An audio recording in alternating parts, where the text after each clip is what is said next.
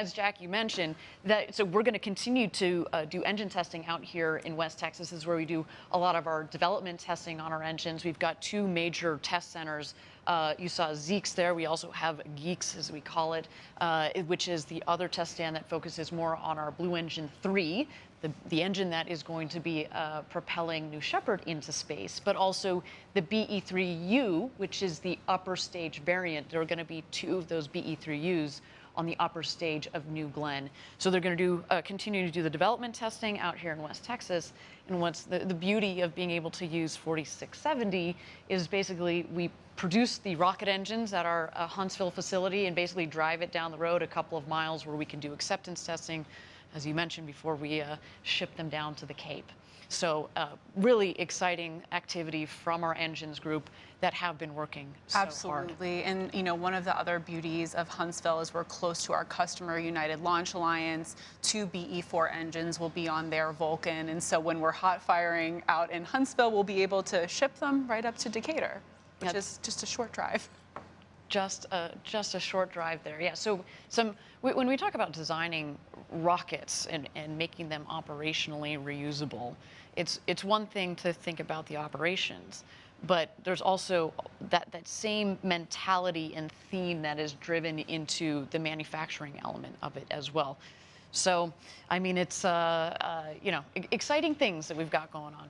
All right, we are at T-minus 54 seconds to go. T-minus 54 minutes and 30 seconds. Excuse me, got a little bit more time than that to go until launch. My understanding is that crew member 7, Sarah Knights, is ready for the special coin ceremony to seal their training and get them underway. Why don't we watch that now? Who's going to tell us when we're... Oh, we're on. Okay, fantastic. All right, astronauts, I have one last special thing for you. This is a challenge coin that I have right here. Challenge coins have a long history, but classically they're awarded to show that you belong and that you've achieved something of particular interest, right? This is only awarded by crew member 7 to astronauts who have passed training and are just about to fly on New Shepard. All of you have passed with beautiful colors over the last couple of days. And it's my very great honor to present this to you for your flight today.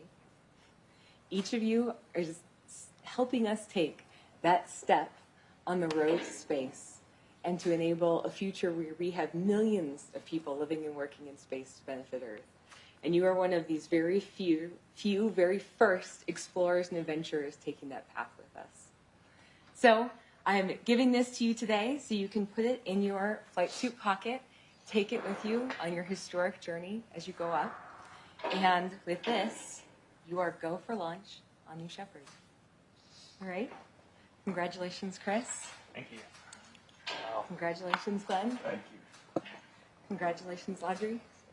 Can you read that, Glenn? Congratulations, Bill. Thank you. Maybe if you can hold it in the room. All right. Heads we go, tails we go. That's beautiful. You'll be known in history for taking a pioneering first step. Well, that was really special to super watch. touching. And incidentally, once that crew flies past the Kármán line, that internationally recognized line of space, they'll be recognized by the world as astronauts and will soon be receiving another special recognition item, their astronaut wings. So also flying to space with each one of those astronauts, in addition to the coin they're going to put in their flight suit, is a postcard from Blue Origin's Club for the Future. Each astronaut made their own postcard during training. Yeah, and you can see them here. That art is pretty impressive. I definitely couldn't do that good of a job. My artistry peaked at about age 7. So Stick figures are about my ability. There's also thousands of additional postcards flying in the capsule with our crew today. To date, we've flown and returned over 137,000 postcards to all of you out there who've participated. Keep sending them. We'll keep flying them. So while we're talking about Club, we wanted to give you an update on a few of the 19 nonprofits who received a $1 million grant from Club for the Future. In aggregate, these organizations are collectively impacting tens of millions of students each year. And it's not just sparking their imaginations, but it's materially impacting their education and ultimately their passions. And this is done through immersive curriculum, access to experts, and opportunities to fly payloads like on New Shepard, and much more. Why don't we take a look at the latest from several Club for the Future partners?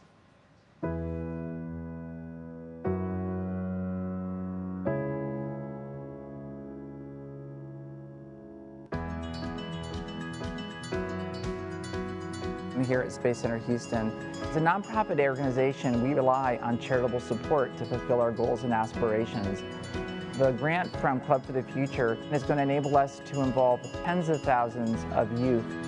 To have this grant from Club for the Future will allow us to accelerate our efforts outside of aerospace, to create a broad membership of women in STEM so that the young women that we work with can see the wide variety of possible careers. We at AIAA have the goal of impacting 1 million students a year. Rayon is an example of exactly the kind of people we need for this industry. My name is Rayon Harris. I am 25 years old, and I am currently an aeronautical design engineer. My dreams, my passion was always airplanes. Joining an organization known as American Institute of Aeronautics and Astronautics, AIAA. The Diversity Scholar Program really accelerated my path to really pursue my passion. After I graduated from AIAA, I was definitely going to give back. So I was matched with Caleb a few months ago with the Mentor Match program. And so it's really awesome to be able to use the experience that you've learned yourself to really give back to them and also make their experience as easy as possible. Also get them as excited as possible because it is very exciting. Caleb is a 13-year-old engineering student at Georgia Tech helping us build our future. My name is Caleb Anderson, and I am a third year at Georgia Technical College, and I'm currently studying to be an aerospace engineer. I've really been interested in space in general, just like all my life. This is really cool. Yeah, man. I just want to thank Club of the Future for doing something like this. I think having so much money to be able to be donated to an organization like this is absolutely amazing. It can really turn the future of the aerospace in the right direction. I love hearing those inspirational stories from Club and their partner organizations. I mean, Rayon and Caleb in that video? Pretty impressive. Keep up the amazing work, you guys. Yeah. We're inadequate. Yeah, let's be honest. You guys are kicking butt. Keep it up. We can't wait to pass the torch on to you to continue on this road to space. Yes, and it's exciting to see Club for the Future growing and making a difference. It's also exciting to see these partner organizations making such great progress. Club is very much a collaborative effort. And let's highlight another key partner doing some incredible work with middle school students, Project Janos. Project Janos, you are go for launch. Our mission at Project Janos is to engage and educate students with the wonders of space and to inspire them to become explorers of it. We do this through a two-pronged approach. The first is a set of videos in which I, as the host, ask questions of subject matter experts working on the front lines of spaceflight. Thanks to our partnership with Club for the Future, students get to meet space architects, engineers, scientists, and others at Blue Origin. The second is a curriculum of standards-aligned activities designed to inspire students to become explorers of space themselves. We are teachers making lessons for teachers. We know what will keep the students engaged. And because this is a project with NASA, every aspect of it is going to be a mission-based set of activities. Students perform data literacy skills, engineering design loop processes, and prototype testing and building of concepts. After watching a video on rocket propulsion, students get to build an engine testing chamber and mix baking soda and vinegar to study rocket propellant ratios. And thanks to Club for the Future, Project Janos students can design postcards that are actually flown into space. Students today will have the opportunity to live and work in space. When humans return to the moon in a few years, it'll be to stay.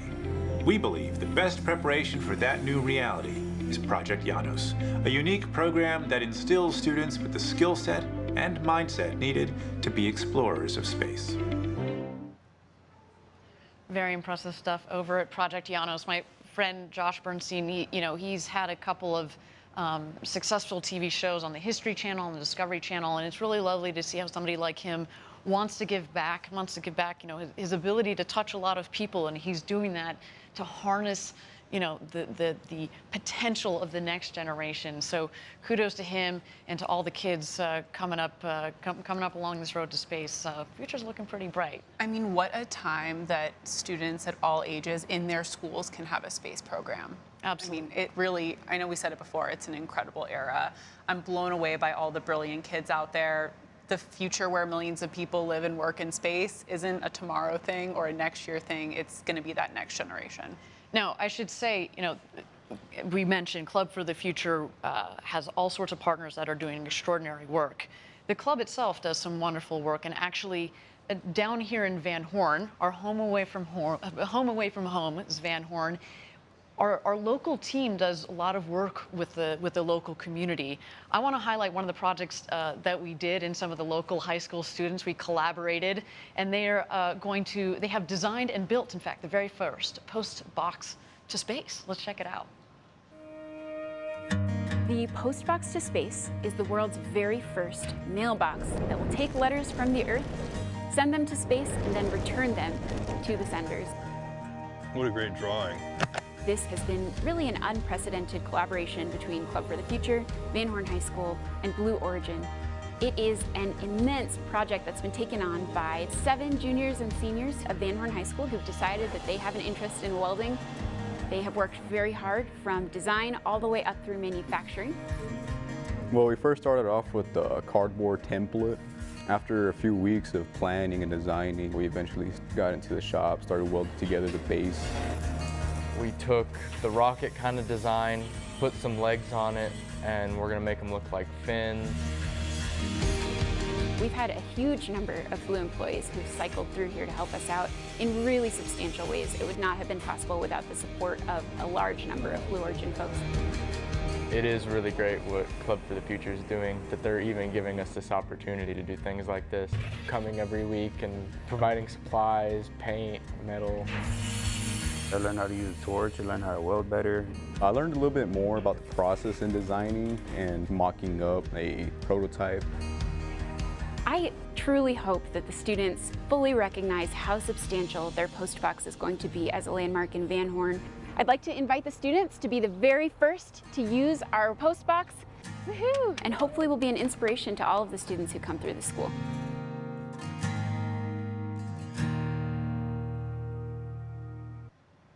So great to see, again, the hard work that our team down here in West Texas does, not only on testing rocket engines and launching rockets, but also giving back to the community. As I said, the relationship that we have is wonderful.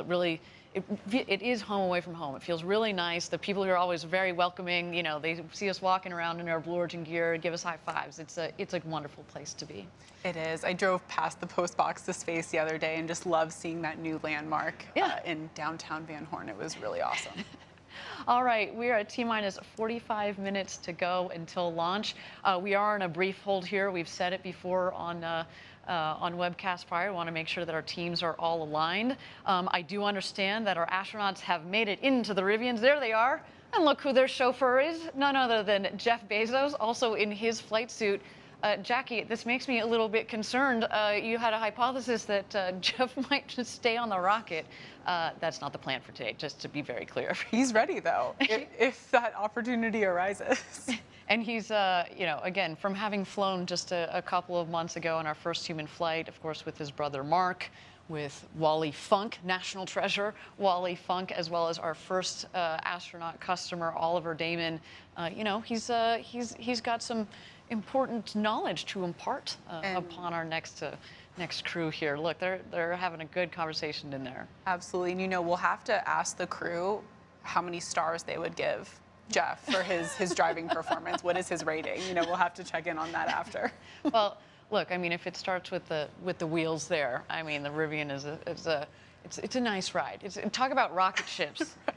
So have you been in one yet? Did you get a chance? I haven't. I've driven past them, but I have not had the opportunity to be inside. It is no blue cocktails for me. No being inside the Rivian. We're going to work on these things, Jackie. We're going to work on these things. But no, I mean, it really is. The first time I got in one, the gentleman who was driving was like, "You might want to put your head back against the seat." And I was like, "What are you talking about? It's fine." He goes, "No, I'm serious." And he accelerates, and we're like, "Oh, we are out of here." It is so much fun, those cars. So yeah, some pretty sweet rides. Rub it in more. Sorry, Jackie. Again, we're working on it. All right, we are continuing to be in a hold here. We've said it before. You know, we spent years designing and building these rockets, months designing these missions, and if we need a couple of minutes there, that is, to get the teams aligned, then we're going to take them. So with that, why don't we take a look at New Shepard out on the pad as she awaits her astronauts in their Rivian chariots to bring them out to the pad.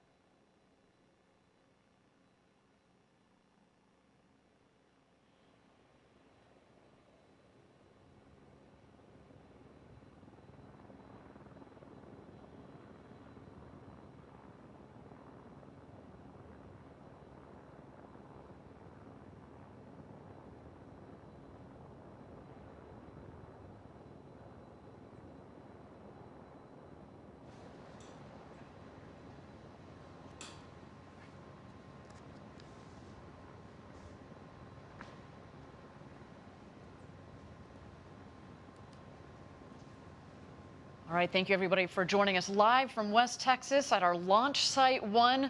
We're at T-minus 45 minutes and 1 second to go until launch. We are in a brief hold here. Of course, we want to make sure that our teams are all aligned, that the winds are in bounds. Of course, that has been the story of the last couple of days, are those gusty winds. But again, want to make sure that everything is all sorted for our launch. But while we have a minute here, I want to, we just saw the crew in the Rivian vehicles, and they've been down here the last couple of days. But, the launch to space, the training is part of the experience, but so is kind of the hospitality component at our Astronaut Village. So I want to show you a little bit more about our Astronaut Village here. We've got, so the Astronaut Village itself is just about 10 minutes away from the launch site itself. You can see nestled in the beautiful valley of West Texas. It's built around that fire pit, but each astronaut gets this pretty luxe airstream. It's kitted out on the inside very, very nicely. And our hospitality team, they've got decades of experience, and they really make you feel like you are, like you are part of an adventure. I can say I had the good opportunity of being able to experience this just a couple of months ago as I got to go through my training, and it really rounds it out. And when we built the Astronaut Village and the hospitality component of this, we wanted to build something that really felt part of this Texas environment. It's not something big and elaborate. It's something that is part of the environment. But of course, at the same time, we want you to feel comfortable. So we brought in a wonderful catering staff. There's nothing like going to space. So you're talking about champagne showers after the launch, But the food and beverage is very nice. There's nothing like a glass of champagne around the around the campfire. Absolutely, and as you can see, you know, everything is very designed so that the crew can get to know each other and relax and have that comfort as they prepare for their flight to space. Oh, there's Ariane right there. With Audrey Powers, Audrey who's Powers. also going out to fly.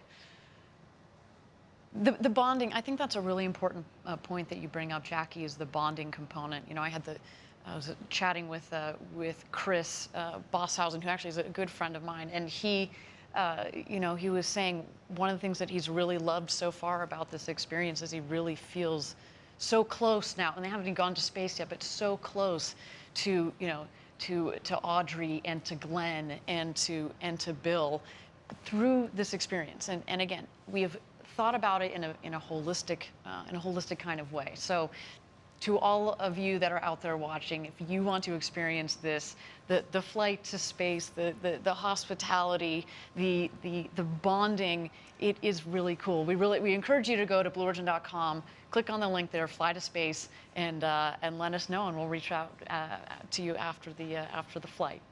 Okay, we're at T-minus 45 minutes to go. We continue to be in a hold here while we've got some more time. Why don't we throw it back to the rocket?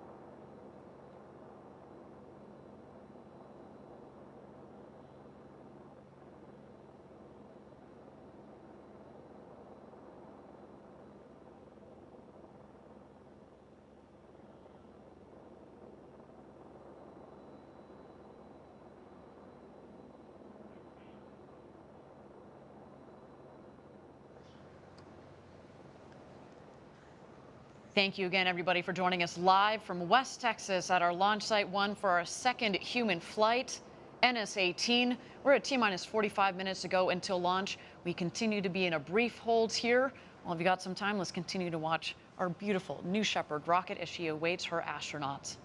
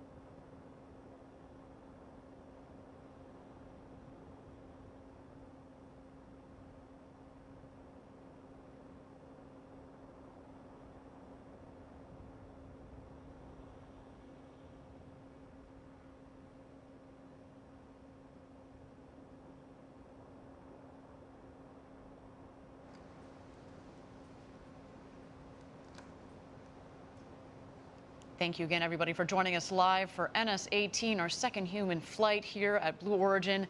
Our team is working on the vehicle readiness. We've got a couple of items that we're ticking off here. This is normal in rocket launch land, so why don't we continue to check out New Shepard as she readies for her flight to space and back today.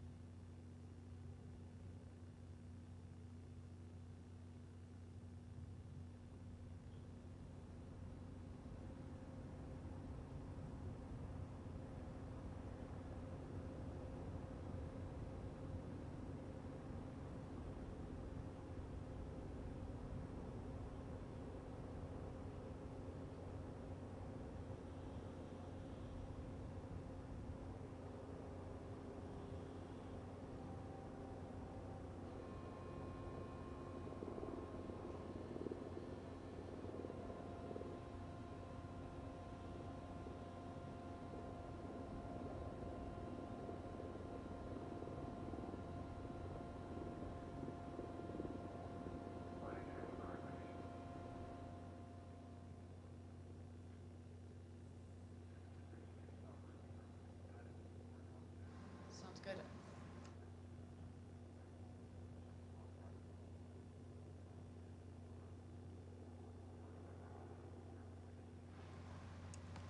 All right, everybody, welcome back. We are T-minus 45 minutes to go until launch. We are continuing to be in a hold here as we make sure that our rocket is ready to go to space. Otherwise, everything else looking good. We are going to continue to watch New Shepard on the pad as she readies to go to space and back today.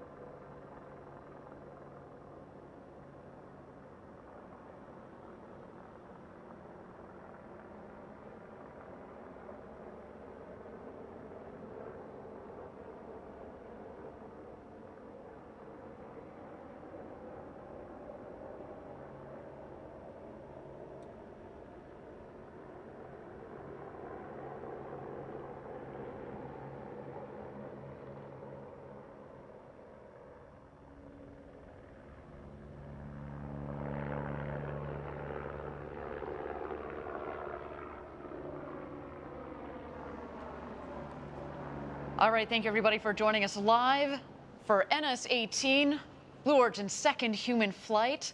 We are at T-minus 44 minutes and 27 seconds to go. Thank you so much for your patience as our team worked to make sure that our vehicle is ready for flight, and it looks like everything is all set and sorted. And my understanding is, you know what? We are go for astronaut load. How exciting is that? Let's check out the astronauts back in their Rivians here. There they are, ready to go to space. You see in the back left, that is Audrey Powers. In the front right, there's Chris. Smiles and waves. Smiles That's what we like to see.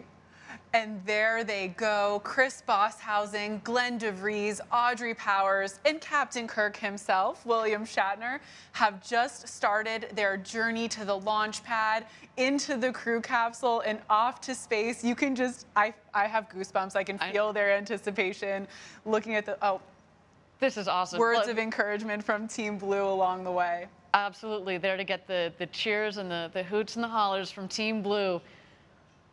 Once they pass, they're going to drive about another couple hundred yards out to towards in front of the mission control facility there. Get a couple more words of encouragement. That there, in fact, is their friends and family that have flown down here to Texas to watch them go to space and back.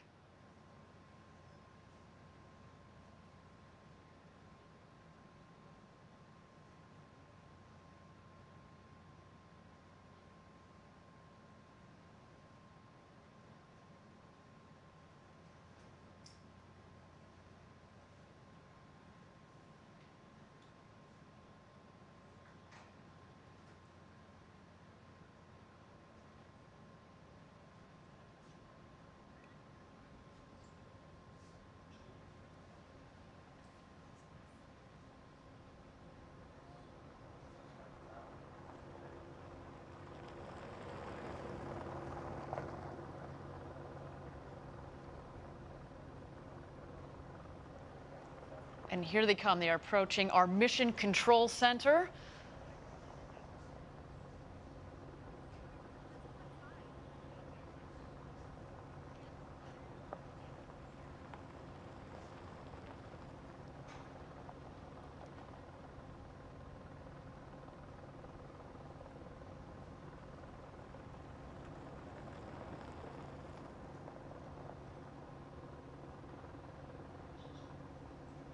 And just on the right there, you can see what we call the barn. That is the facility where we keep our rockets. Of course, we've got the rocket out there on the pad, as well as the second rocket that flew just a couple of weeks ago. That one is dedicated to payload flights.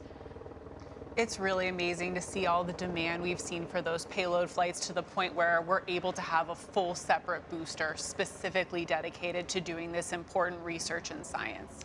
And you know, Jackie, one day we are going to combine those payloads and the astronauts to do some tended payload flights.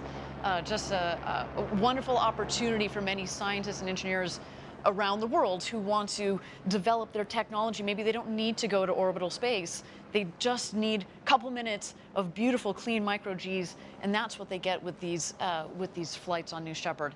Now you see the two vehicles have taken a left, and they are on their road to space.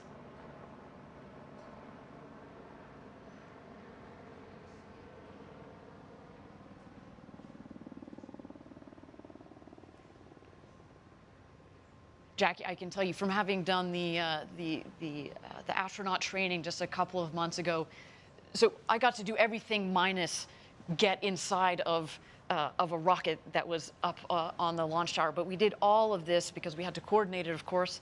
And the drive out there, there's this interesting mix of adrenaline, because you're basically harnessing and containing your own adrenaline, and you're trying to kind of level it out. But it's also very peaceful, right? It is this 2-mile road that goes out to the launch pad, out to the rocket, and you're there with your thoughts. You know, these 4 astronauts have been thinking about going to space for a long, long time, and this moment is here. 'It's really amazing to see all the demand we've seen for those payload flights specifically dedicated to doing this important research and science. And you know, Jackie, one day we are going to combine those payloads and the astronauts to do some tended payload flights. Just a wonderful opportunity for many scientists and engineers around the world who want to develop their technology. Maybe they don't need to go to orbital space. They just need a couple minutes of beautiful, clean micro-Gs, and that's what they get with these flights on New Shepard. I have to know what was on the playlist when you drove down the road to space. I know that mine would have an excessive amount of Pitbull. I don't know if that's a little too hype for this experience, but hopefully they're listening to some Rocket Man or something. Yeah, exactly. Rocket Man was definitely on the playlist as we head out there. Now, Jackie, once they head out the road to space, there is the ring road that goes around the launch pad. They are going to go to the north end of the ring road, and they're going to stop and take a photo, take a couple of beautiful photos right before they get back in the Rivians, head back to the base of the launch tower, where they will ascend the tower and stop in the safety shelter first. Yeah, and you can see a good view of that safety shelter right now. That's that white box on top of the launch tower.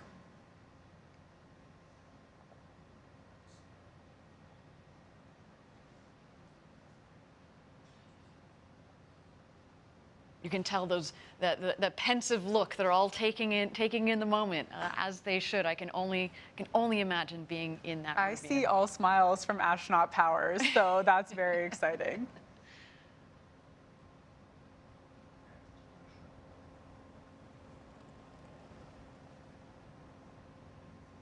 Have a good view of that ring road now, which is that circular ring surrounding the launch pad, as Ariane mentioned.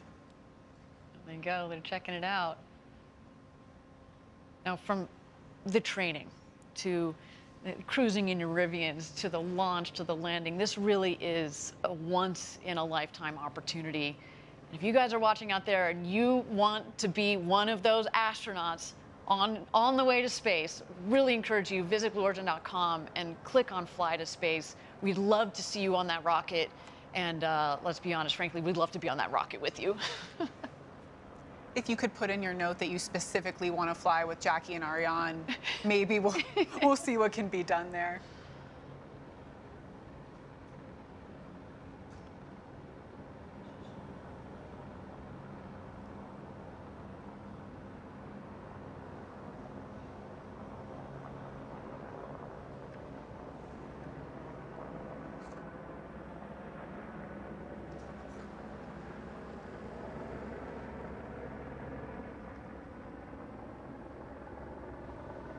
The astronauts are getting out of their Rivian, getting those smiles ready for that ring road crew photo.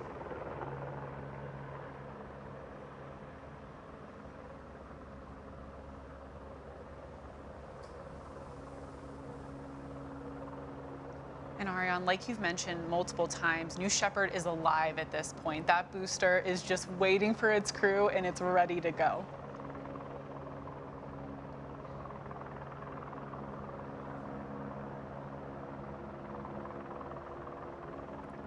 On the right of this shot, you do see Sarah Knights, our crew member 7. She's going to accompany the crew up to the tower and make sure they're situated in the capsule in just a little bit here.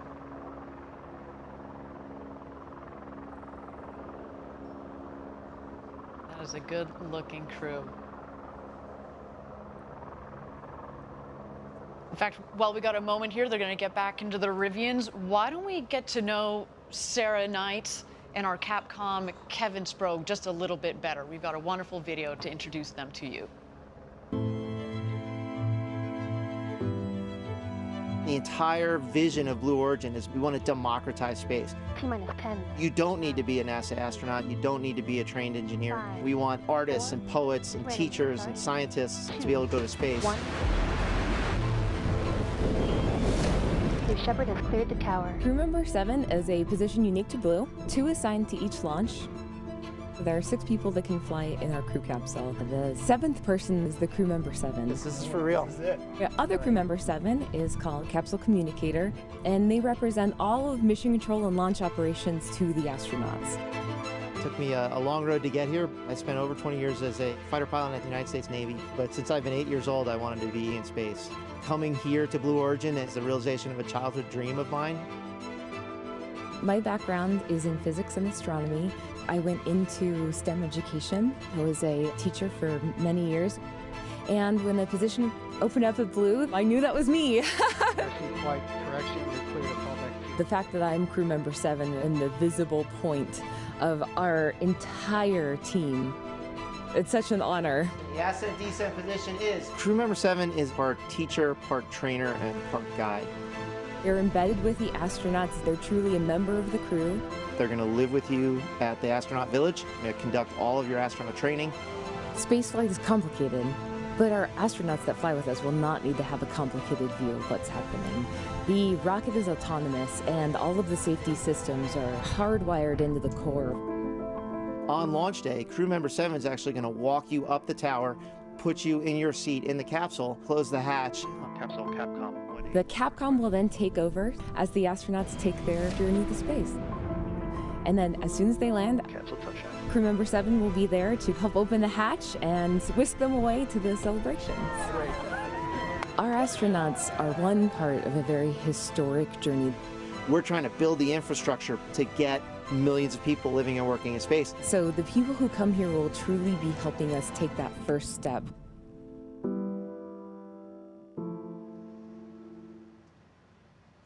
They are in wonderful hands with Kevin and Sarah. You can say that again. I mean, you know, with Kevin's military background, that discipline, the rigor. You've got Sarah with her academic background. She's an incredible teacher. The two of them work together so well. They're very different styles, but they work together so well. I can't imagine a better team to be guiding our astronauts through this entire experience. Thank you again, everybody, for joining us live. If you've just joined us, we're at T-minus 33 minutes to go until launch, our second human flight. Our astronauts are ascending the tower here, as you can see. We've got the great William Shatner. We have our Blue Origin's very own Audrey Powers, as well as our two customers, Glen de Vries and Chris Boshuizen, who are ascending the tower as well, and they are being greeted and hosted up the tower by our founder Jeff Bezos. So an incredible morning for all of them, as well as for us at Blue. Cannot wait. It's the same energy that we felt down here just a couple of months ago when we had our first human flight. And let me tell you, this doesn't get old. When you put people on board a rocket, this doesn't get old. And I can tell you, you know, I'm very close with Audrey Powers, of course, as a close friend and colleague. I've known Chris for over a decade. It's not just putting people on board, but when you know them, I'm having a moment myself, honestly. And when they take off, it's I'm glad you guys are going to be watching the rocket, because I might lose it a little bit. I do have to say, also know Audrey very well and got a chance to talk to Glen a little bit. And actually, Glen and I are both Carnegie Mellon alumni. I had to toss that in. I know. Tartans in space, we have to. And I know that everyone, Glen's from New York. Everyone in New York is watching, and his adopted Pittsburgh family, I'm sure, is watching as well. So it's very personal seeing this crew fly today. Well, and in addition to, Chris is the first full Australian to fly to space. There have been other Australians, but they've been dual citizens. Chris is the first full Aussie to fly. So hello to all of our international viewers, especially those down under. We're so excited to have you joining us. And of course, to all the Trekkies out there that are joining us, thank you so much. It is a pleasure and an honor to be sending Captain Kirk to space today. This is going to be a really, really cool moment. And when I say, it comes from all of us, there you see a shot there just a moment ago of mission control.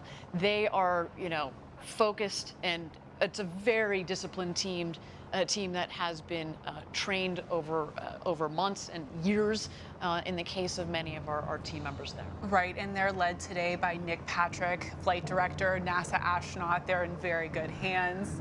And here we have the crew. They're entering the shelter just to await their ingress across the bridge, then the gantry, and of course into their seats in the crew capsule. Each of our astronauts is looking great and ready to fly today in those Blue Origin flight suits. Fantastic. So you see Sarah Knights at the bottom of your screen, or crew member 7. She, in just a moment here, is going to go, she's going to leave the shelter. She's going to go out across the bridge, just check in with the tower crew, make sure that we're all ready to go. And then she's going to come back to the shelter and take the astronauts out to the rocket. And once the astronauts head out of the shelter, you will see them ring a fun ceremonial bell. So that'll come up later if you're wondering what they're doing at that point. It's a little tradition that we started at Blue. Make some noise before you get in your crew capsule. That's right. That's right. Let everybody up in space know that you're coming. They can't hear you up there. Just as a reminder. But hey, we are at T-minus 29 minutes to go here. Why don't we take a moment and check out New Shepard as she awaits her astronauts.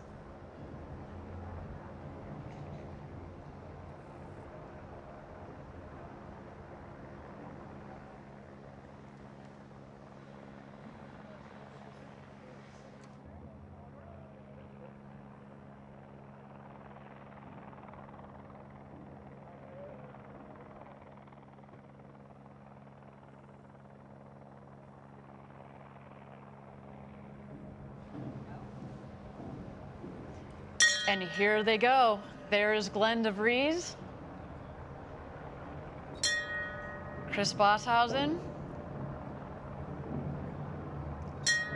William Shatner, and Audrey Powers. And today's special crew member 8, Jeff Bezos, and crew member 7, Sarah Knights.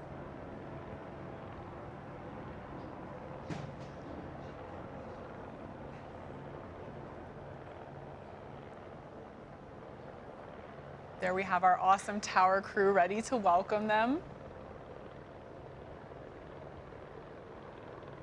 There you see Audrey giving some hugs to the tower crew. She is, of course, our vice president of mission ops for New Shepard, so of course she knows the whole team very intimately. A lot of the team today are launching their boss to space. First Jeff, now Audrey.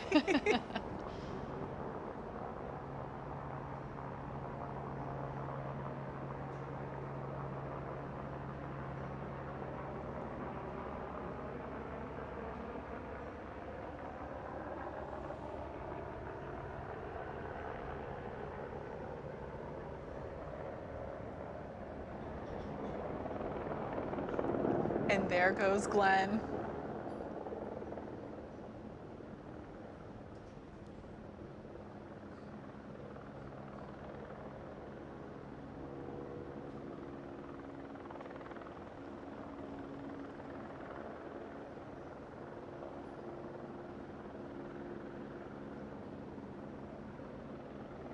Into the hatch he goes. All of this is very carefully coordinated. You practice this many times during the rehearsal.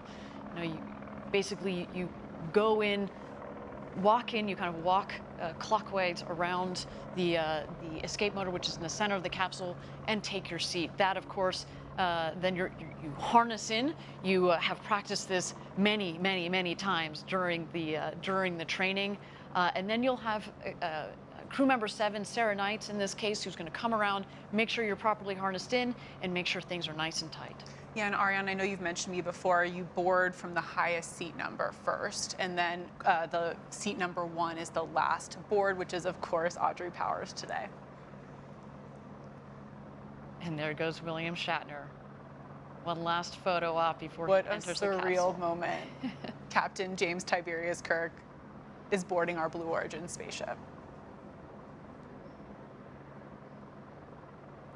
Ariane, I know you've discussed your astronaut training extensively. Now, obviously buckling the seatbelt is a very important part, and they've practiced this at this point, what, hundreds of times? I don't know about hundreds, but certainly dozens and dozens of times. You can do this, as I've said before, upside down, inside out, upward, backwards, and forwards. And by the way, it's important that you can do so. This is probably the easiest moment. A little bit more complex is, of course, when you're getting back in your seat after you've been up there at 0G to get the harness, to get into the harness, and then, of course, buckle it properly. But again, under the guide of Sarah Knights, they know how to do this. I was actually asking them earlier, who is the fastest at it, and they said, of course, Audrey Powers was, because she's done this even more than they have, so she had kind of a leg up on them. There is Chris Boshuizen in the window on the left, and there goes Sarah Knights, our crew member 7, into the capsule to do last-minute harness and safety checks on the astronaut. There is Audrey on the left.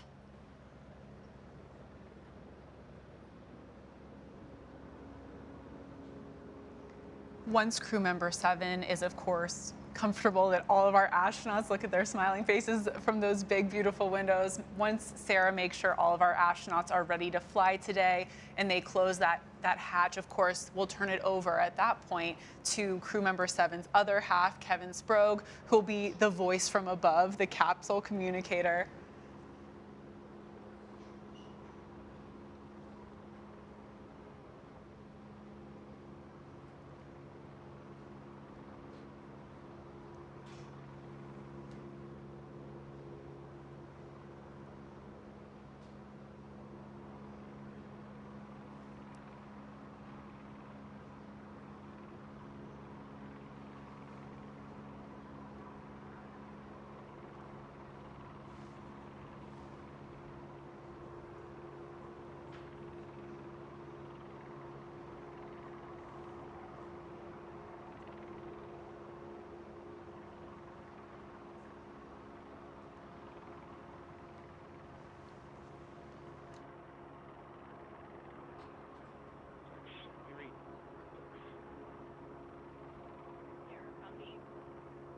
Blue Control has first step loud and clear.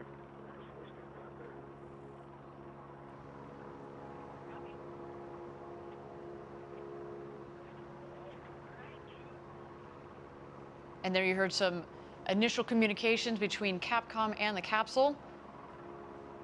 There goes Sarah Knights, making sure the harness is nice and tight. We see just in the corner there the hands of Glen de Vries. Quick Giving thumbs up. 2 big thumbs ups, yes.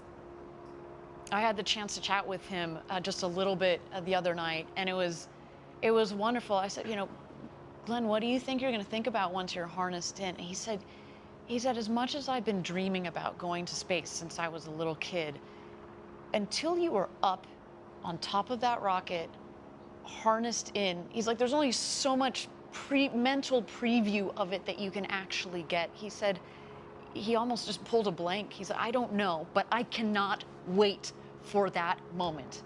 Glenn, that moment has arrived. You and your 3 co-crewmates are about to go to space and back. I hope you are taking every mental note there is. And I loved one thing from that interview that Chris and Glenn, our customers, both actually said when they told their family and friends that they're going to go to space on New Shepard. There was pretty much a universal, well, finally.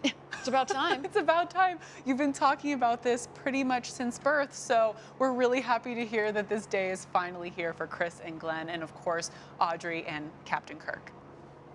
Glenn even said, he's like, you know what? I haven't heard from a couple of friends since kindergarten, and they've reached out to me and they said, yeah, you were talking about this when you were 5. Can you imagine? I think Glenn mentioned one of his special guests is his middle school classmate who had to be here to see this day finally happen.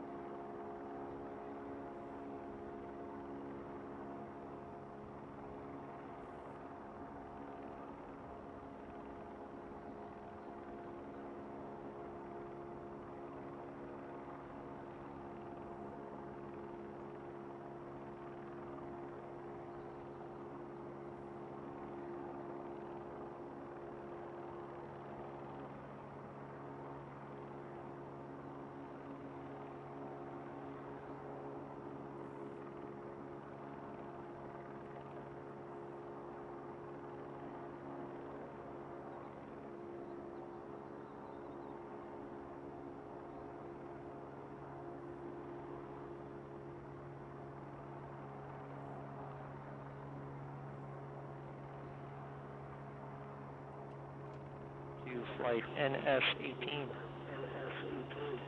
Looking for a comm check. Astronaut Powers, how do you read?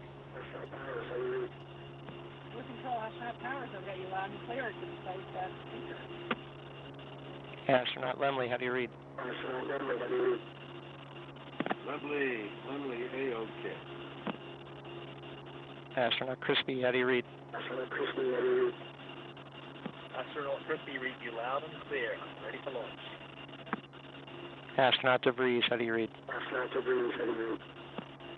Loud and clear. All right, Blue Control, I've got all astronauts loud and clear. We are at T-minus 19 minutes and counting. I will keep you updated on the count as we go. For now, sit back and relax. You're going to see Jeff in just a moment. And there they are. You got it there. The welcome from Capcom, Kevin Sprogge. All 4 astronauts in their seats, clear communications. You heard Astronaut Powers, Astronaut Lemley. That is the call sign for William Shatner, Captain Kirk there, a reference to his children, to his family. Then, of course, Astronaut Crispy. He also is a DJ on the side, DJ Crispy. And then, of course, our other customer, Astronaut De Vries, Glen de Vries, in the final seat there. All look all sorted and ready to go to space. Again, if you're joining us live, we're at T-minus 18 minutes to go until launch, our second human flight of New Shepard. Just another extraordinary day for obviously our customers, for our astronauts, but for Blue Origin. Thank you all for joining us from around the world for this event. We've got a couple more minutes to go. Why don't we toss it back to the rocket and check out New Shepard as she continues to be ready for launch this morning.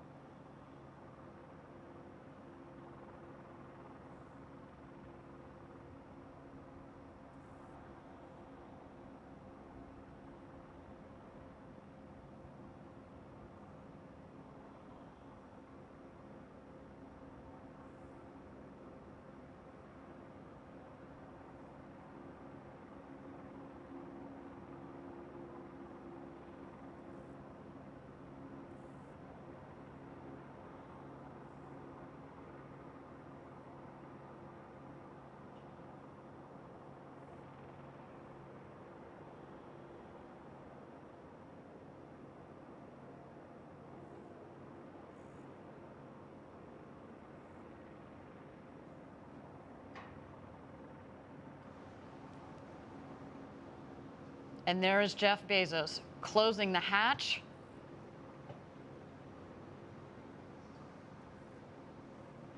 Jeff, of course, now an experienced space traveler himself. I'm sure he imparted some wise words for our astronauts. Of course, he and his co-astronauts on his first flight had a ball up in space, and maybe he gave them a couple of tips on how to toss the Skittles just right. It's all in the wrist. It's all in the wrist. I'm still surprised he got out of the RSS first step. Yes, yes, it's true. We do indeed only have 4 astronauts in there today. I know he had such a good time. That was a question, but no. So there you see him crossing the bridge. Our tower crew doing some final checks on the capsule. The capsule hatch actually has a redundant system in it, so it is closed. They're going to do a pressure test, make sure the seals are all working correctly. And this vehicle, what's really nice about it, obviously they've got their sweet flight suits, right? Because you got to feel like an astronaut when you go up into space. But at the same time, though, it's a pressurized vehicle, so it's a shirt sleeve environment. They don't necessarily need that. What they also don't need is a helmet, because we wanted our customers to get this full unencumbered experience and to be able to appreciate the view and the sounds, or the lack thereof, that is, of space once you're up in space. And so again, everything about this capsule has been designed for the human spaceflight experience. All right, we are at T-minus 15 minutes to go here. We are in a brief hold. Our 4 astronauts are in the capsule and ready to go. Let's continue to watch New Shepard as she gets ready for her flight to space this morning.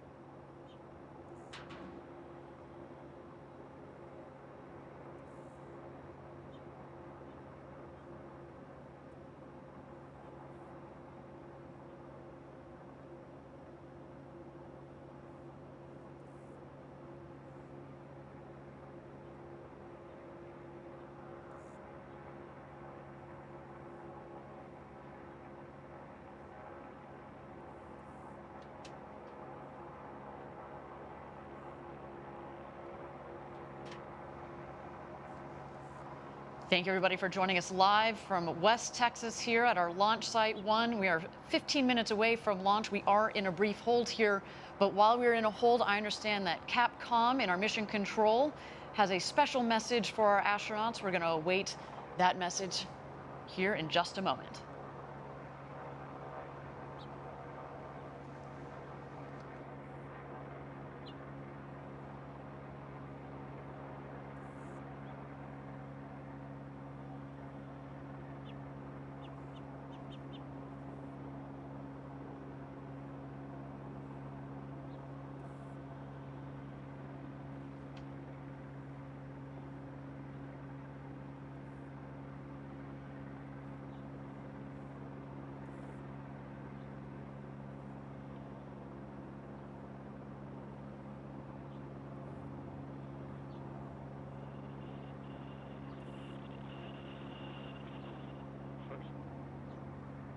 I've got a surprise for you today.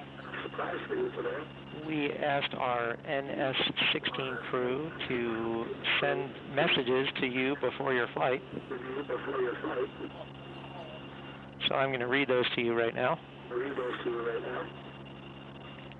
New Shepard astronaut Oliver Damon says, "Dear NS-18 travelers, you have probably been playing this moment over and over in thoughts and also quite often in real life in the case of Mr. Shatner. But now the moment is there, the moment you're really going to space, and I can assure you that it will be better than your best imagination. No day passes by that we don't look back on this journey without having a smile from ear to ear. Have a safe flight and enjoy. Greetings from your youngest predecessor, Oliver Damon." Oliver Damon. From the last flight. Oh. You got the kid? The young guy, yep. Astronaut, New Shepard astronaut Wally Funk says, "I hope this flight will be the most fantastic experience of your life as it was mine. Take time to enjoy every aspect of this journey, from liftoff to touchdown. Jeff has done a magnificent job of ensuring the smoothest, most memorable ride, and Kevin and Sarah are top-notch instructors. Becoming part of the Blue Origin family is an honor like none other I have received. Together, let's cross new boundaries and set new records. I will be watching your liftoff with great enthusiasm and sending my best wishes. Godspeed, Audrey, Bill, Glenn, and Chris. Much love, Wally.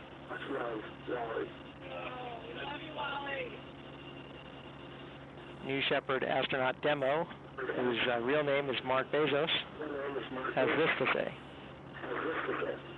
You lucky bastards. It was only 10 weeks ago that I was sitting where you are, watching the countdown clock, full of anticipation and excitement. Eager to feel the rumble of liftoff and the majesty of weightlessness.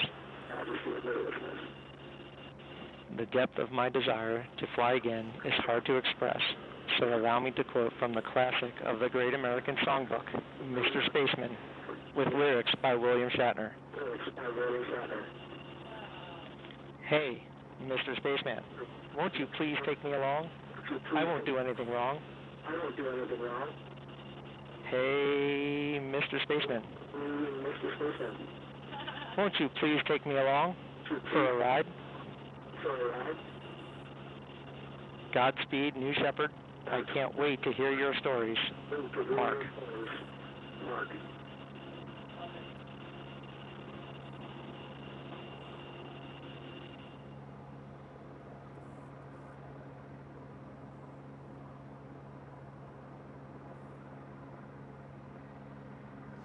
What an absolutely special moment from today's second human flight crew, hearing from our first human flight crew, those words of encouragement from Oliver, Wally, and Mark Bezos, the crew before this amazing community of Blue Origin astronauts. And I loved that part in one of the notes where they said, look, when you go on one of these flights, you become part of the Blue Origin team and really the Blue Origin family.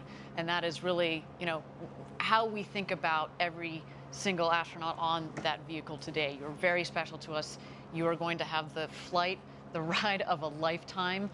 You are living our own dreams through you guys, so soak it in.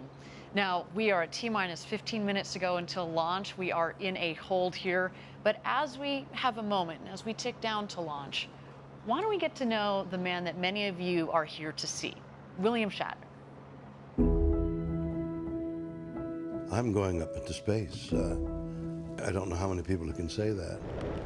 It's life-changing in its way.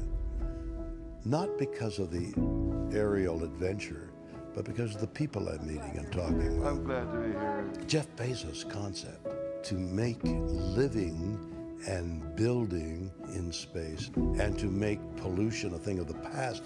I mean, what noble ambitions those are, and somebody has to start it. Lines upright. Yep. And now We're just at the beginning, but how miraculous that beginning is, and how extraordinary it is to be part of that beginning. There is this mystique of being in space and that much closer to the stars and being weightless. I shall be entranced by the view of space. I want to look at that orb and appreciate its beauty and its tenacity is sustaining this life of ours, which allows us to look with awe and wonder at the miracle of space. There is an adventure in my life that I would not have had I not done this. And it looks like there's a great deal of curiosity about this fictional character, Captain Kirk, going into space. So let's go along with it and enjoy the ride.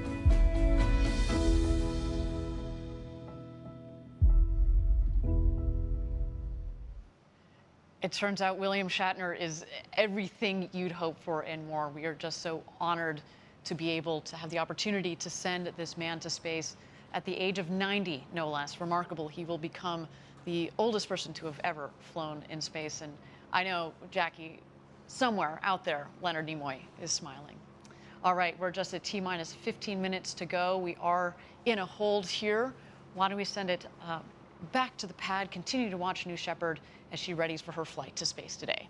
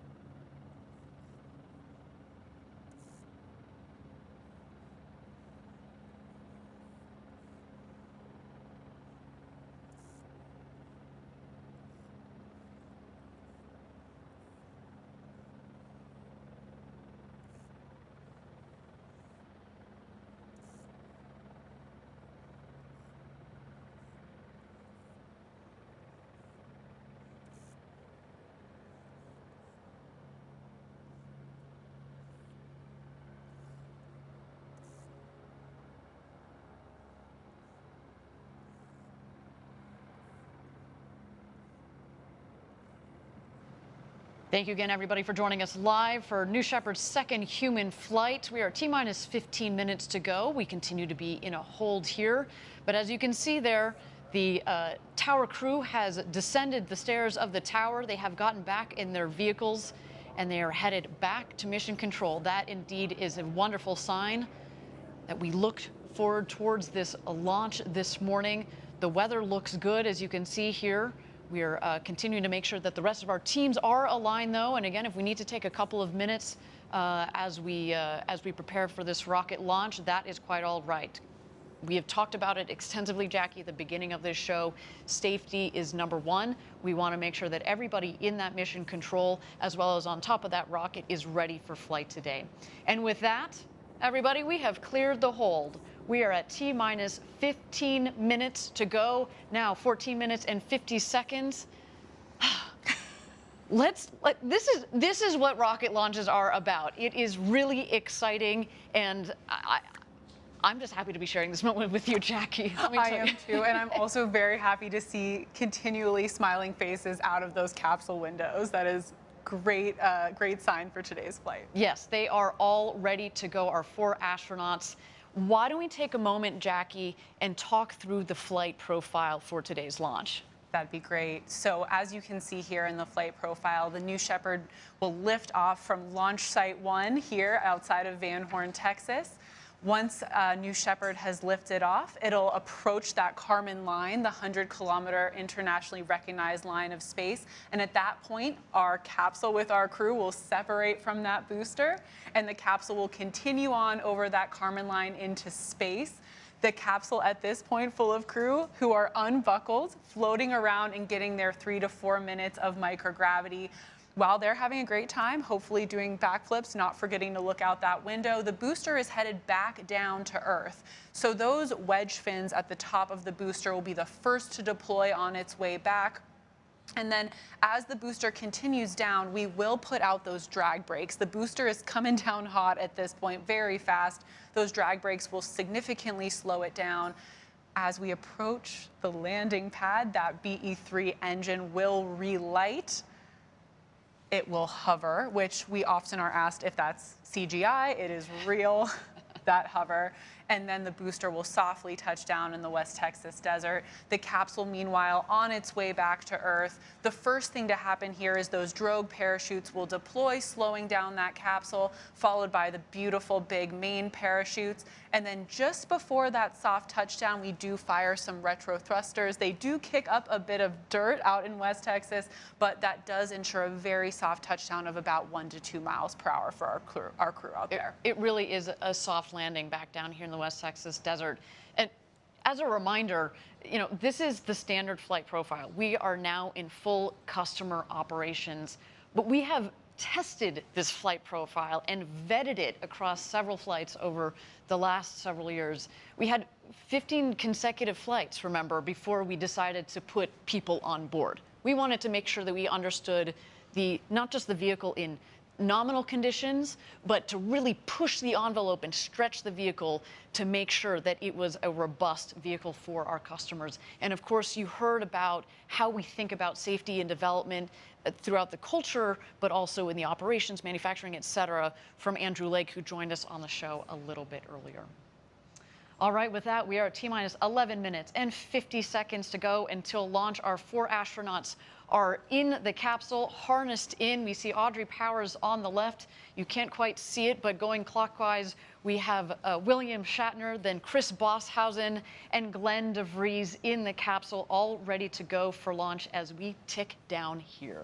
Let's take a moment, continue to gaze at our beautiful rocket as she prepares for flight this morning.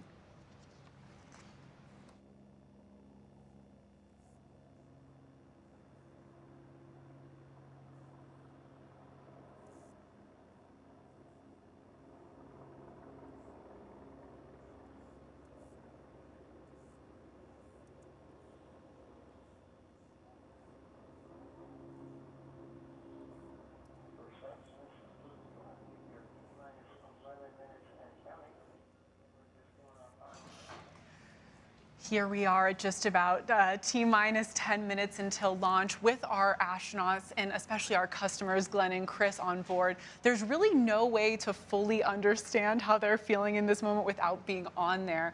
But we do know someone who has experienced this and can share a little bit about that. Our first customer, Oliver Damon, 18 years old, the youngest person ever to go to space. Let's hear it from him. There was not a single moment in life that I thought I would be the youngest astronaut ever. And to have been given this chance by Blue is so amazing. To meet the other astronauts and see everything is so cool. We'd like to run this one through at full speed. We're going up in that tomorrow. Yes, we are. I think there was not a single nerve in my body that was like afraid. I think it's because of the track record of Blue.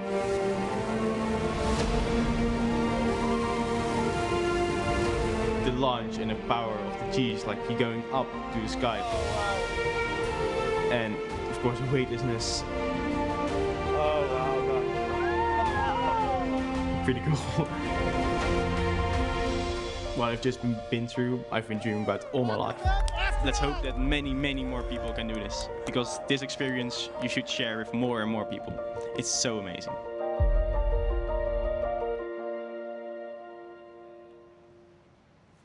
Oliver's perspective for someone so young is just amazing. I'm so encouraged by this next generation. I actually did like the part where he said he's been waiting for this his whole life. He's substantially younger than me, so I'm still a little bit jealous of Oliver. We're at T-minus 9 minutes until our second human launch, awaiting the go, no-go poll. Channel 1 and UHF for the go poll for terminal count and launch. Capsule. Go. Booster. Go. Ground. Go. Safety. Go. Capcom. Go. Engineering. Go. This is the flight director on Channel 1 and UHF voice. Booster commence the terminal count. Copy flight. I guess that's it, huh? We're going. As you heard it, we are go for launch. Go for second human flight. I am so excited for this crew. Now, earlier this week, I sat with them to discuss rockets and space and the future. Let's get to know our crew a little bit better. All right, guys, you're just a couple of days at this point from going to space. Anybody excited? Yes. A little bit. Something, just a little bit? You are. I am. I'm excited for you guys. I'm Glen and Chris in particular. You have bought these tickets to go to space. Why? Yeah, the ticket is for the view. The ticket is to really get that understanding of what it's like to see Earth from that perspective and feel like we're part of this tiny little planet and this little civilization that frankly has a lot of work to do to make Earth work better, to make it more sustainable. And I want to carry that feeling that we're going to get from that view back down with me and hopefully turn that into making the world a better place. And frankly, I think being able to do that is something that can not just be great for those of us who have the privilege of being able to do this now, but will fuel this industry that will allow us to have as many people as possible on the planet see that, and everybody benefit from the things that are going to come out of space and space technology. Yeah, I mean, this is, for me, for personally a lifelong dream, but I realized that, space is opening up for everyone. This is the beginning of a new era, right? The first 60 years of space exploration with the domain of governments. You had to be a space superpower to send highly trained astronauts into space. And Glen and I are just regular citizens flying up. It's amazing that this is happening. I think in about 60 years, we'll look back at this year and go, this is the year the doors finally open for the human race to go to space. Fantastic. And Audrey, we both have talked about going to space for such a long time. What do you want to do with this experience? Well, to inspire I others? can't wait to get back to everybody at Blue and have them pepper me with questions. The folks who have designed this vehicle and tested this vehicle and just haven't asked me everything they want to know about what it's like when you're up there. And my nieces are coming to watch this, and they're teenagers, young kids now, and they're just absolutely mesmerized by this kind of stuff. My friends' kids are all, their Girl Scout troops are calling, and so I can't wait to talk to all them. Fabulous. And Bill, we'll end with you. You have inspired so many for so many generations. For For the kids and the young people that are going to be watching this launch and who might want to be space explorers one day, do you have any words for them? Well, seriously, the truth of the matter is this whole Blue Origin thing is based on the idea of building industry above the Earth and taking that pollution out of this planet, out of the immediate planet, and putting it up there. That's got to be the future of the Earth, and the Earth is dependent on that and the youth. So the two work hand in hand, and so it's very important that the young people of today know that that up there is the future, and to work towards that for the improvement of the Earth. Fabulous. Well, thank you all for coming on this journey with us as Blue Origin, but thank you for inspiring others, and also as we go forward coming out of this, continuing this inspiration. So thanks, guys. Good luck. Godspeed. Wow, well, some great perspectives from a crew that's clearly more than ready to fly to space today. Well, we are just under T-minus 5 minutes until liftoff, so things are getting real. Things are getting really real. And what I really loved about that video is this crew gets it, right? Every single person on that rocket gets it, how important going to space is, of course, for the ability to have that incredible view and the incredible experience of being in zero G, but also to inspire others and understanding what the road to space is about and why we're trying to ultimately have millions of people living and working in space to make life better back here on Earth. And a big thing they all talked about that is truly so special is, everyone wants to know how those 3 minutes were in space, but they're excited about what comes after, and I think that's just something really, really special about this crew. Their focus on, like you said, inspiring others after this flight, long after this flight is over. Exactly. All right, so again, T-minus 3 minutes and 50 seconds to go until launch. What's coming up shortly here? So at T-minus 2 minutes, we send the show over to New Shepard. She's a fully autonomous vehicle, which means that from T-minus 2 minutes through launch up to apogee and back down to landing, the rocket is in control of itself. Of course, we have an incredible team in our Mission Control Center that have their eyes glued on their screens to make sure that everything is going well and is within bounds. But we built the rocket to be autonomous for safety. Again, we think that while we've got some pretty smart people in that mission control, the rocket is in fact quicker and faster at controlling itself. So what we're going to see here shortly, the rocket is going to go through what we call the bit checks, the built-in tests. At the base of the rocket, you see 3 of the 4 fins down there. Those are the aft fins. Those are going to move back and forth. We want to make sure that they've got full freedom of movement. Also, what you're going to see at the base of the rocket, you can kind of see, it's a little hard in this image, you're going to see the engine nozzle gimbal. The engine moves back and forth. It also helps with the directional capability of the rocket on ascent, but also especially on descent as it comes in to land on the landing pad just 2 miles north of where it's taken off from. And then, of course, you've seen throughout the morning the rocket venting. It's full of propellant at this point, but we want to make sure that we keep the propellant tanks within bounds, of course, of pressure and temperature. This morning, a little bit easier to do that versus our last flight, which was in the middle of July. It was warmer. It's actually a nice balmy morning here down in West Texas. But again, we've got our team who have their eyes on their computer screens, making sure that everything is within bounds. And there goes the gantry retracting at T-minus 2 minutes. Let's listen in.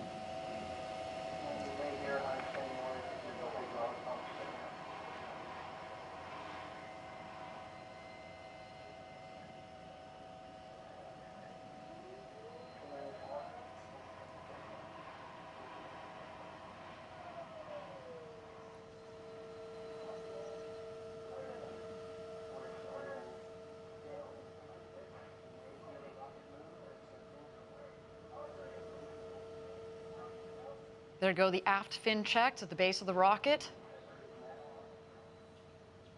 Our astronauts can feel that. They are sitting at the top of a 60-foot rocket, about 20 meters tall.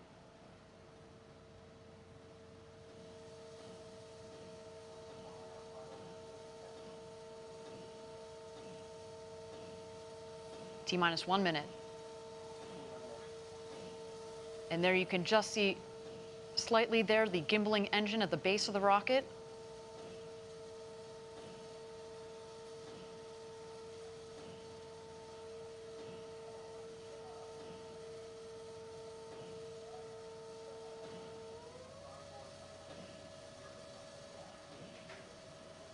All right, everybody. Chris Boshuizen, Glen de Vries, Audrey Powers, and William Shatner are about to go where very few humans have gone before. Ladies and gentlemen, it's time to launch this rocket. Godspeed, New Shepard.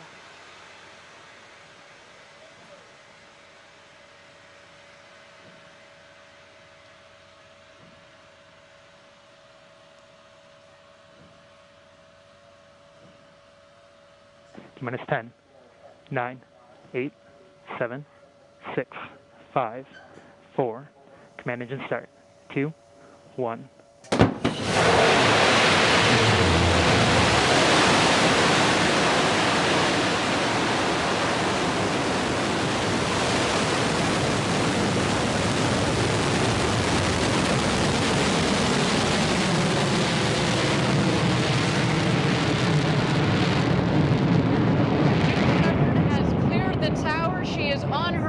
With the second human spaceflight crew. What a launch. We are on our way to Max Q, the first milestone here on its flight to space.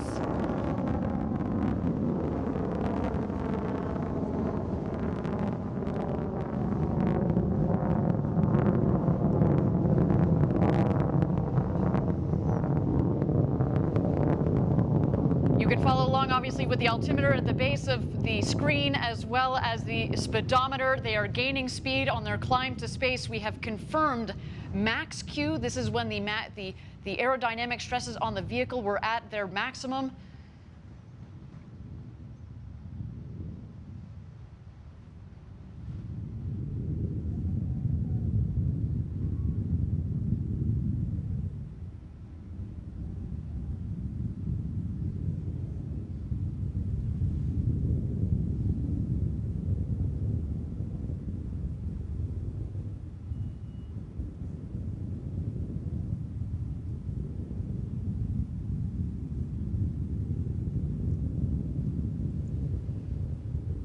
Thank you again, everybody, for joining us live for New Shepard's second human flight with Audrey Powers, William Shatner, our customers Glen de Vries and Chris Boshuizen on board. They are well on their way to space. So far, a nominal flight, a clean burn on our Blue Engine 3. New Shepard giving them a beautiful flight to space this morning. The rocket is climbing towards an altitude. We're aiming just over the Kármán line, the internationally recognized line of space of 100 kilometers. That is about 328,000 feet. And a gorgeous view down the rocket. And now we've had main engine cut off. The BE-3 engine has shut off. And in just a moment, we're going to separate the capsule from the booster. And at that point, our astronauts will have the opportunity to get out of their harnesses and enjoy the beauties of zero G. Let's wait to listen.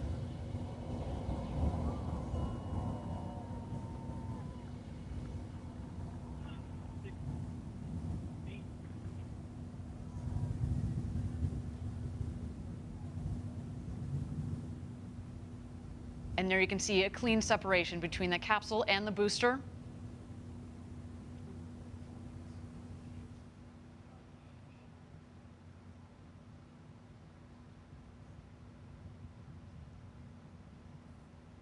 And there you can see the capsule from the top of the booster. They are continuing their ascent over the Kármán line. You'll know when they hit apogee, when the speed hits 0. And there they are, over 328,000 feet, over 100 kilometers. Welcome to space. The newest astronauts on board our crew capsule.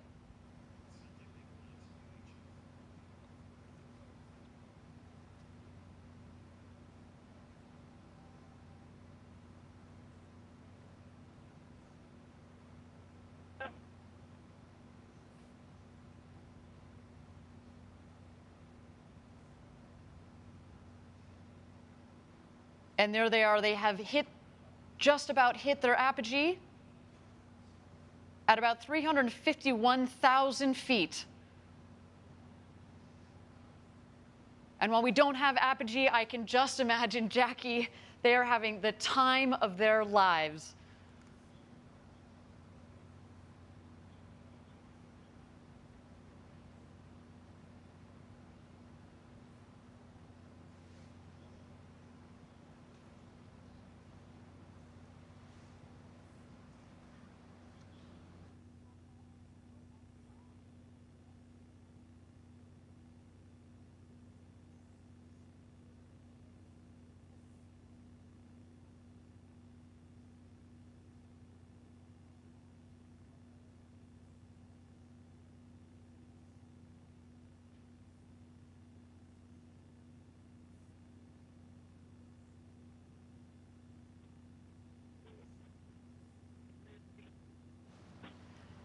Thank you again, everybody, for joining us live from West Texas. So far, a nominal flight for our second human crew. So exciting, Jackie, to have sent Captain Kirk himself, William Shatner, to space. I cannot wait to hear his commentary upon return, as well as our two customers, Chris Boshuizen from Australia, to all the fans tuning in from down under. A big shout out to you guys, as well as Glen de Vries and our very own Audrey Powers. They are coming back home. The booster, of course, is going to beat the capsule back home. It is more aerodynamically shaped, of course, at the base of the capsule. It's kind of a blunt end, so it's less aerodynamic. What we're going to see coming up shortly is at the top of the rocket, we have the ring fin. There's some what we call the pie fins that extend from the ring fin, as well as the drag brakes. The pie fins, the wedge fins, help stabilize the vehicle, kind of like the feathers at the back of an arrow. And then you will also see the drag brakes. And as you mentioned, Jackie, it cuts the velocity dramatically. There you can see the wedge fins are out.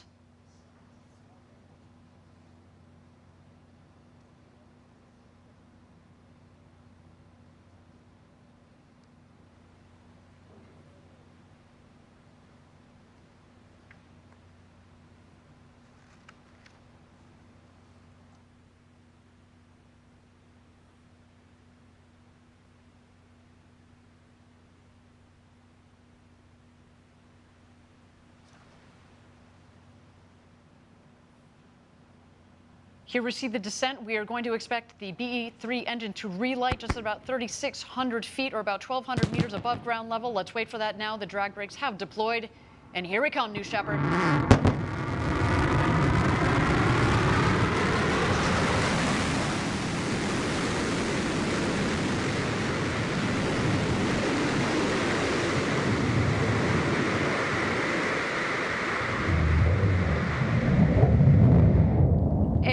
Touchdown. Welcome back, New Shepard. The fourth flight to space and back for that vehicle provided a beautiful flight to space for our second human crew.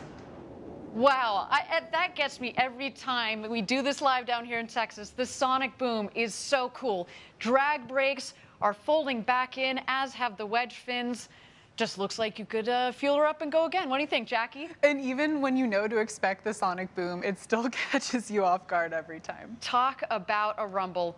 A beautiful sight of our New Shepard rocket there in the West Texas desert.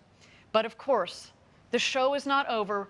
The capsule is descending. We are waiting for first the drogue chutes to deploy. Those are very much like the guide parachutes. They will subsequently be followed by the main parachutes that will first reef and then fully inflate. And there go the drogue parachutes.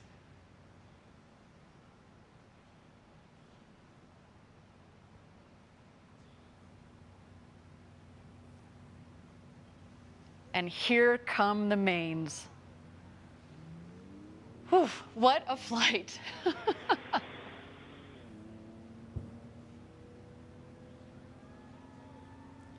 You can already start to hear the cheers from outside our stage here in West Texas.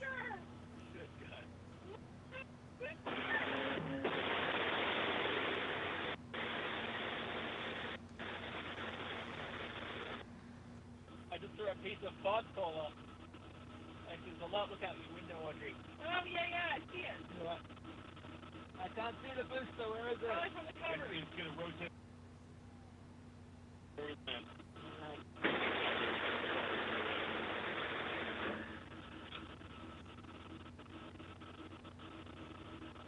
I want to find that pod and take it home. How about that, guys? How about that, guys? That was unlike anything they described.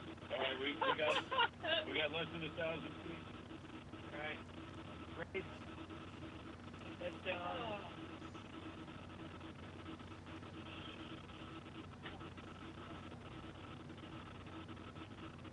And here comes our crew back into the desert. Newest astronauts 5, 96, 97, 98, and 99. That's unlike anything you'll ever feel.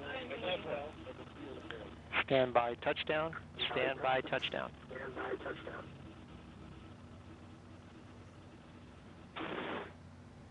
And capsule touchdown. Welcome back, the newest astronauts, Audrey Powers, William Shatner, our customers, Glen de Vries and Chris Boshuizen. What a day for you. Welcome back. I cannot wait to talk to them, Jackie, and just get what they experienced up there this morning. What a clean and beautiful flight from the rocket for our astronauts. What an absolutely stunning flight. And I also loved hearing that audio of them on their way back about how this experience was for them. And I can't wait to hear their stories. Well, you heard William Shatner say, this is like nothing I've ever experienced before. So coming from a man who in theory has experienced space Who for has decades. gone warp speed and traveled the entire intergalactic universe. This was like nothing he's ever seen before. What a day for our astronauts. So now our team is preparing landing safety operations and recovery of our astronauts from the crew capsule. We'll be on the ground at the landing site to follow the action in just a bit, maybe even talk to the world's newest astronauts. Some absolutely breathtaking stuff. And I'll note that you're going to see our the recovery team show up very shortly because we actually send them out before the capsule has landed, because through our modeling, we get by now we're very, very good at analyzing where the capsule is going to come down, given where we know on that landing. exactly where the winds are. And so we're going to see the recovery team come out there, and of course they will also be joined by some of their friends and family to watch as they emerge from the capsule. Let's check out these beautiful shots of our 4 astronauts there in the Texas desert after having gone up over the Kármán line and back.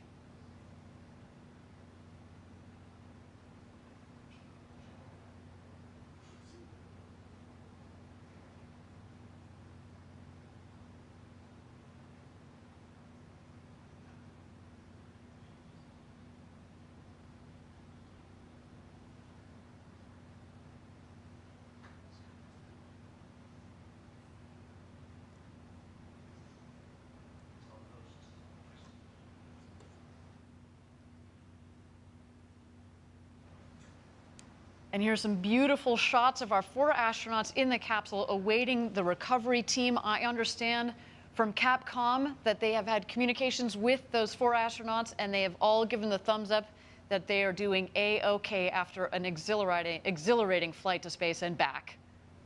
Awaiting that recovery team in that champagne shower, which Yes. I'm now regretting that we don't have any champagne for ourselves, Ariane. That feels very unfair after this show.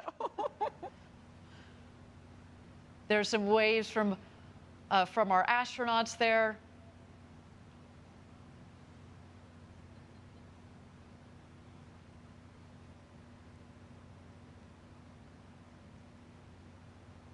And there in the foreground, you see the capsule, the background, their ride to space, the New Shepard booster. Again, that booster has flown to space and back 4 times with this flight. And coming to get them is the recovery crew.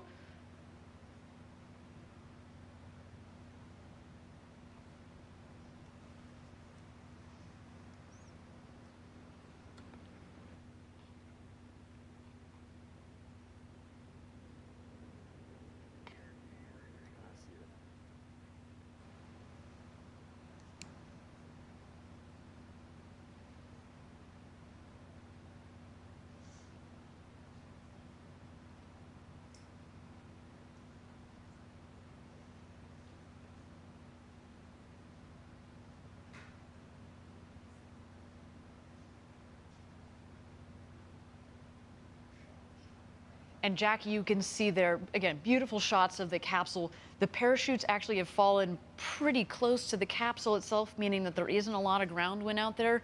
We talked about this earlier in the show, and of course we had to delay a day because of the gusty winds that have been out there. But no, today has been a beautiful day for a launch and landing of a rocket and launch and landing of 4 new astronauts. I know we were talking to Chris a couple days ago, and he actually flew that USB full of music from around the world to space. As you mentioned, he's a DJ. So of course we have our new astronauts. We have our Club for the Future postcards that have just returned from space.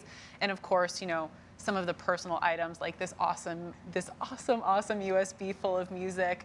I wish we could be playing some of that right now. Well, you probably will soon. Actually, Yes. you know, as we mentioned, Chris Boshuizen has kind of a side gig as a DJ, DJ Crispy, and he actually released an album on Friday, and I can't wait to see what he does with that music.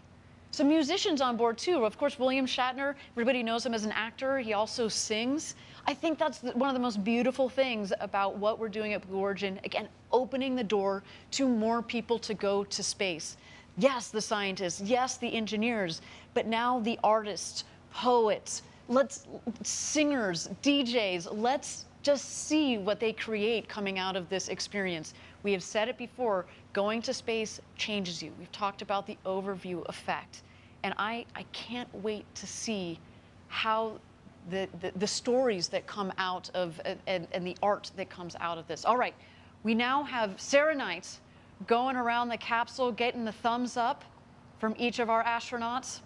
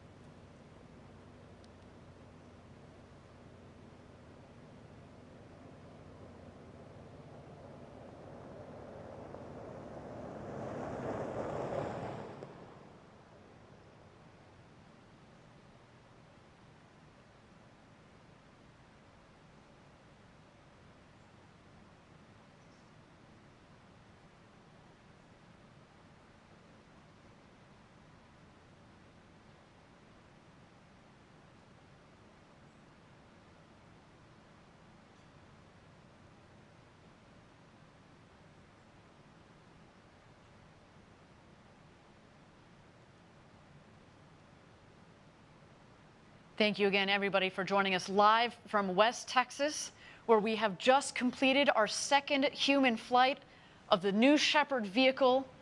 Our crew on board, the great William Shatner, now who has become the oldest person to have ever flown to space at the ripe age of 90 years old, our very own Audrey Powers, as well as our 2 customers, Glen de Vries and Chris Boshuizen. Our recovery crew is out there and is about to open the hatch.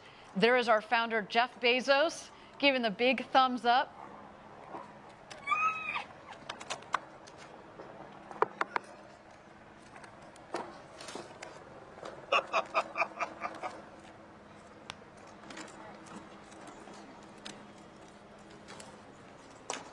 This looks like a familiar shot I remember seeing recently. Yes. I'm very happy. Woo!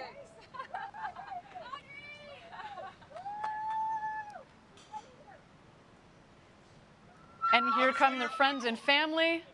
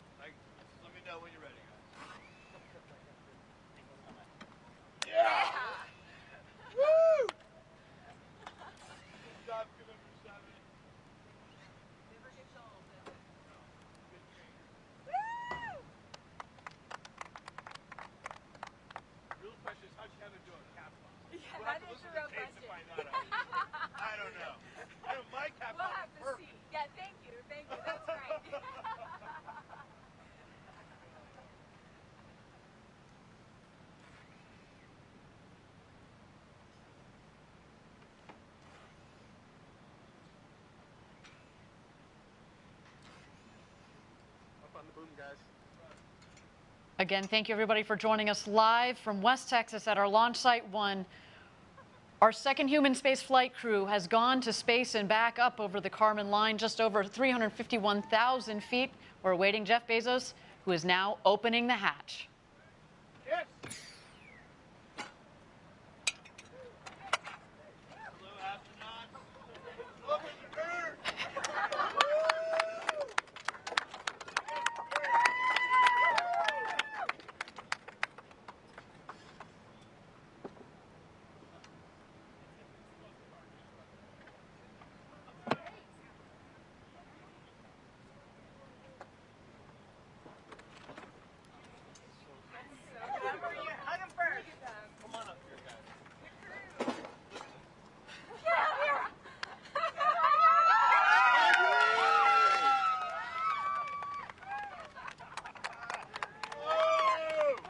There's Audrey Powers, a big hug from her sister. Captain Kirk himself, the great William Shatner.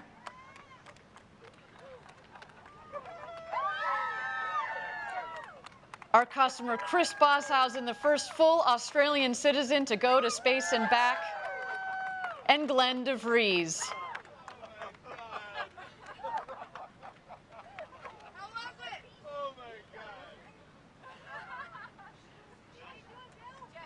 Some big hugs from their loved ones.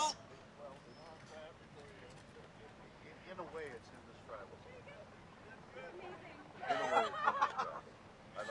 That's what I thought. You have to work on it. It's so hard to describe. You have to work on it because not only is it different than what you thought, it happens so quickly. You know what the impression I had that I never expected to have is you're shooting up and this new sky. Come here. I want one. I want to hear this. Here. You want a little of this? Hey.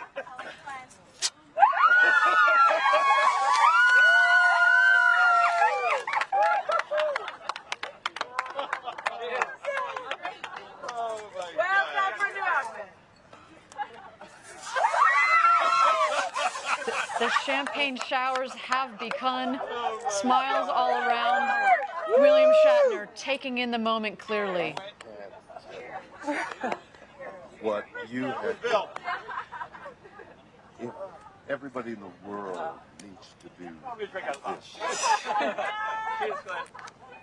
Everybody in the world needs to see the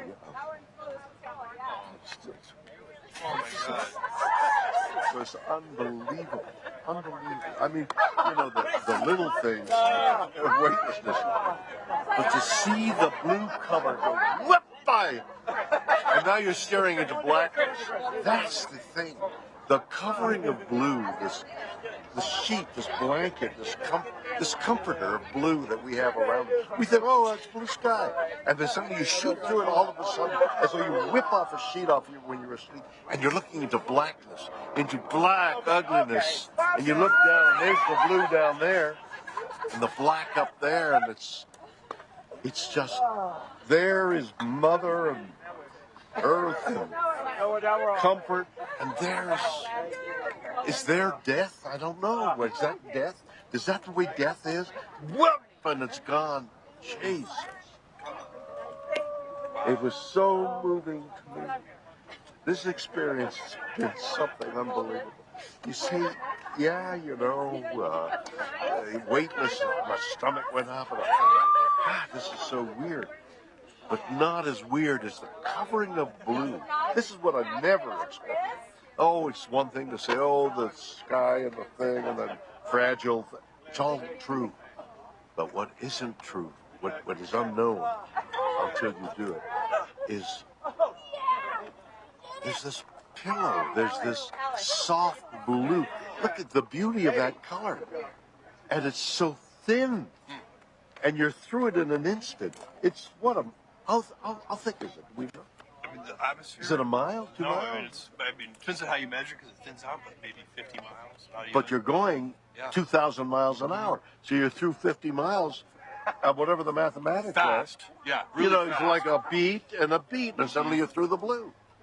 And you're into black. And you're into, you know, it's mysterious and galaxies and things, but what you see is black. And what you see down there is light, and that's the difference. And not to have this, you have done something. I mean, whatever those other guys are doing, what isn't, I don't know about that. What you have given me is the most profound experience I can imagine. I'm so filled with emotion about what just happened. It's extraordinary, extraordinary. I hope I never recover from this. I hope that I can maintain what I feel now. I don't want to lose it. It's so much larger than me and life. And it hasn't got anything to do with the little green planet, the blue orb, it has nothing to do with that. It has to do with the enormity and the quickness and the suddenness of life and death. Oh my God. It's something. It's so beautiful. Beautiful, yes, beautiful in its way, but... No, I mean your words. Oh, my words. It's just amazing. I don't know. I can't even begin to express what I would love to do is to communicate as much as possible the jeopardy, the moment you see how the vulnerability of everything. It's so small. This air, which is keeping us alive, is thinner than your skin. It's a sliver. It's immeasurably small when you think in terms of the universe. It's negligible. This air. Mars doesn't have it. Nothing. I mean, and when you think of way carbon dioxide changed to oxygen, and what is it, 20%, and suddenly that level that sustains our life, it's so thin. To dirty it, I mean, that's another whole And you shoot subject. through, what you were saying about shooting through it so fast. So quickly, 50 miles Then you're just in blackness. You're in death. Yeah. The moment This is life. This is life, and that's death. And it's in an instant, you go, wow, that's death. That's what I saw. That's amazing. That's amazing. And wow. I am overwhelmed. I had no idea. You know, we were talking earlier before going, well, you know, it's going to be different. You go, yeah, it's going to, and you have whatever that phrase is you have, that you have a different view of things. It doesn't begin to explain, to describe what for me, I mean, everybody's going to, but, and this is now the commercial, everybody, it would be so important for everybody to have that experience through one means or another. I mean, maybe you could put it on 3D and wear the goggles and have that experience. I mean, that certainly is a technical possibility. But what you need also, we're lying there and I'm thinking, listen, one delay after another delay, we're lying there, and I think, how do I feel? And I'm thinking, I'm a little jittery here. And when they move the pins, oh, there's something in the engine. They found an anomaly in the engine. They found an anomaly in the engine. We're going to hold a little longer. Oh, you're going to hold a little longer. And I feel this, the stomach, the biome inside. And I'm thinking, okay, I'm thinking I'm a little nervous here. Another delay, I'm a little more nervous. And then the thing starts. By the way, the simulation they have to be warned. It's only a simulation. Everything else is much more powerful. Doesn't capture the and besides which, the jeopardy. Bang! This thing hits. You go, no, that wasn't anything like the simulation. The G-force. The G-force. And you're stepping on it. What's going to happen to me? Am I going to be able to survive the G-force? Do you feel that? Am I going to survive it? Yeah. And then I think, good Lord, You know, just getting up the bloody gantry was enough. Oh my God, what an experience! What? Nothing. It looked like you had a moment of camaraderie with your Oh, we all hugged crewmates each up other. there and- You know, you share. It's like being in battle together, really. And there is this bonding of being in battle, but you're also embattled inside yourself. Oh my goodness! Wow, I have had an experience. We're gonna pin you guys now. Woo! Okay. All right. No. Wow. Remember that conversation we had about it not being expectations?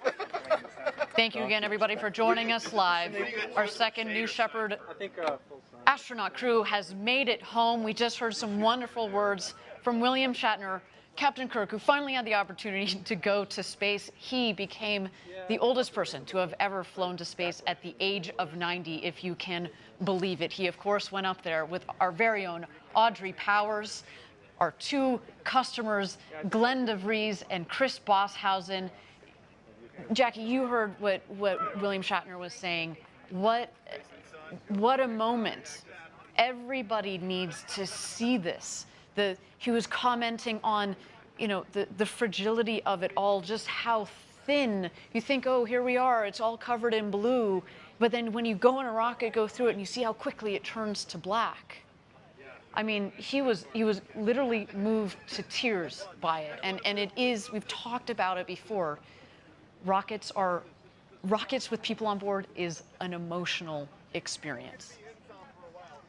And right now we're about to see our 4 newest astronauts be pinned with those astronaut wings. So let's check that out. How was your experience? It's going to take me a while to be able to You're going to have to process that. It was incredible. It was the most incredible thing I've ever. I have the great honor of pinning this on you. Not many people have been where you have. On the other hand, if you speak now as this thing is fresh, well, not only fresh, flooding, like Chris, you're totally immersed in. I have the great honor of pinning this on you. Welcome to a very small club.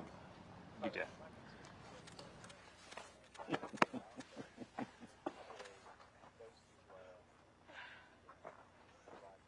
Bill, it's my real honor to pin this on you.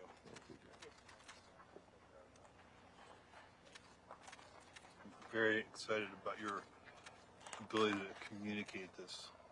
It's so important for so many people. Oops, this one bent.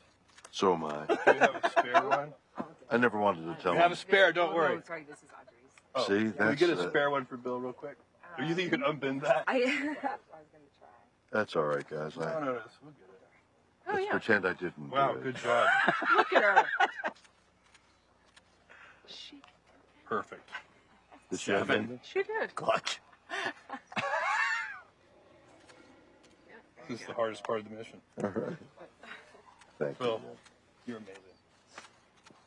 You're an amazing person.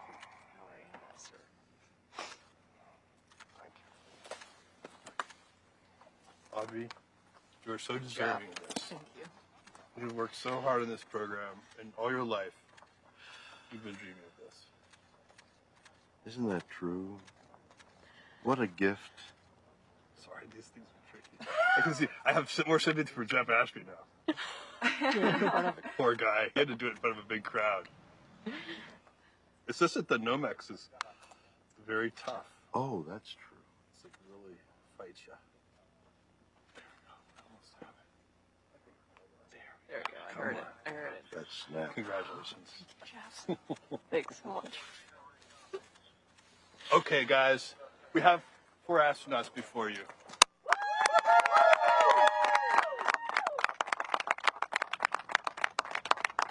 That was absolutely amazing. As Jeff said, we've got 4 astronauts before you.